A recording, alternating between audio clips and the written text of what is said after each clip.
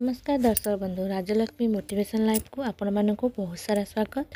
आज मुझे आपण मानक नहीं जीवन सारा सुस्थ रहिबार 15टी नियम आसतु से विषय जानिबा। 1 भल निद्रा आसीबा पई पाद तले सोरिष तेल किंबा गाई घिओ मालिश करंतु। पाद तलर संपर्क सीधा मस्तिष्क रे थाए, आपणक मस्तिष्क को आराम मिलिबो। 2 जर कम करिया पई 10 ग्राम अदा रस रे 1 चामच महू मिसाई खांतु। 3 छोट पिलांक जर कम करिया पई तुलसी पत्र सहित समान मात्रा रे गोलमरीच बाटी करी सोला मंजी परी गुली तैयारी करी एक गुली सकाळ और संध्या रे खांतु।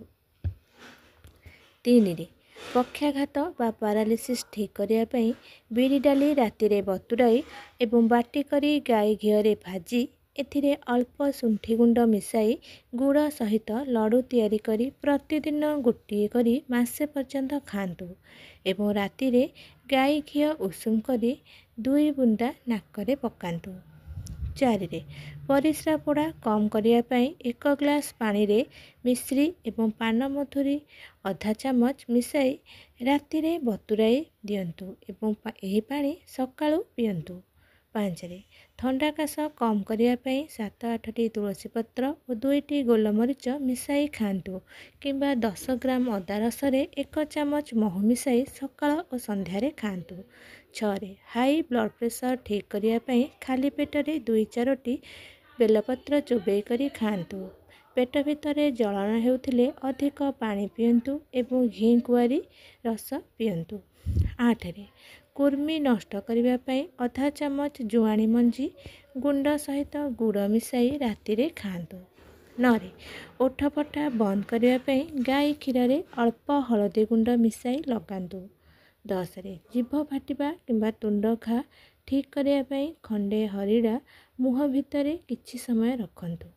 11 मुंड बिंधा किंबा अधा कपाळे बिंधा कम करिया पई गाई घिओ किंबा सोरिष तेल नाकरे 2 बुंदा पकांतु। 12 अधा कपाळी बिंधा कम करिबा पई रसुण बाटी करी कपाळ रे लेप दियंतु। आपण मानकु ए वीडियोटी किपरि लागुची आपण माने निश्चय मते कमेंट करी जणाइबे।